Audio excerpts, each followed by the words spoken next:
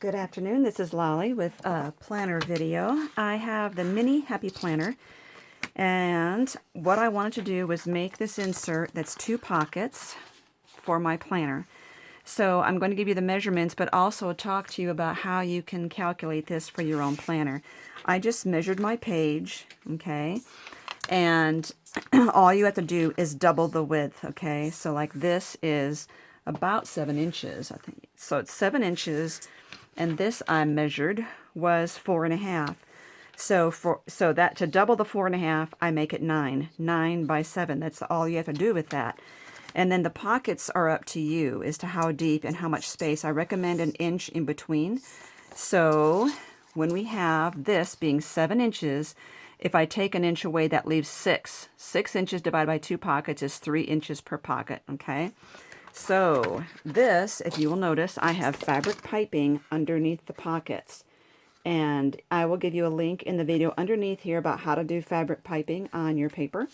In the meantime, let's go ahead and get started on this one. I have this cut at 7 by 9, and it does work better to have double-sided cardstock because this is the other side of the cardstock. You have one side, and this is the back side right here. So it's going to look like this when we're done. You're going to cut this page, score it in the middle, and then cut this gap out here for the pockets. So one color of the cardstock is going to be showing through. So this paper is going to go onto here so I can score it. And I'm thinking, do I want this to be the main color and this showing between the pockets, or do I want this to be the main color and that showing between the pockets? And I think I'm doing it this way. Okay, so I said 9. We're going to score that midway, 4.5. Okay, now you can't see that, but once I do that, remember I said that this height of it is 7 inches. We're going to take 1 inch off for this, which leaves me 6.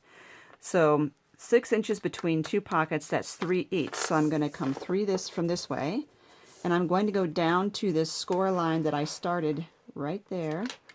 And I'm going to go 3 inches this way, which is 4, to the score line. I can hardly see it. This paper is so tattered. So here's what I just did.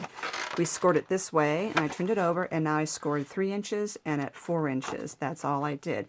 But I'm going to cut this notch out now.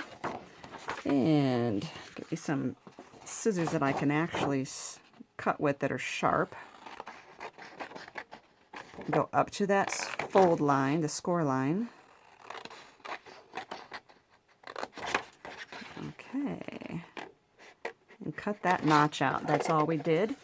Now, when we fold these over, we'll have our pockets like that. And then if you want to do a thumb notch, you could measure, but you know, what's the middle of here? I'm just going to eyeball it right now for expediency's sake.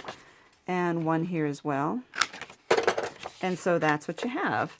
Now I'm going to glue this without piping in it, just so you can see what I'm doing, but you can do your piping too. I'm going to do the video, give you the link to the video underneath here. Now it's up to you if you want. I'm just going to glue the bottoms of these. Well, I think I'll glue both sides. In this one, I left the side open because I knew that the rings would hold whatever's in the pocket in place, but I think I'll go ahead and glue that. So we're just going to glue bottom and side up. I do advise you to use glue on pockets because too much glue, because the sticky tapes never dry. They always stay sticky. And so if you go, boy, I really juiced that up. You ever get juicy with your glue? I usually do better than that. Glue dries, but the sticky tapes don't. And so what happens is when you go to put something in your pocket, it hits that sticky stuff and it always sticks to it. So that's why I like to use the glue. So we're going to do better this time. We're going to use less. There we go. Okay, and fold that one over.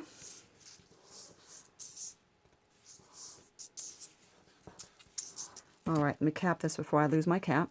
I was just saying in my other video that I always lose the cap on this Scotch tacky glue, and I need to paint that red so I won't lose it. It dries pretty quickly, you'll notice, on tacky glue.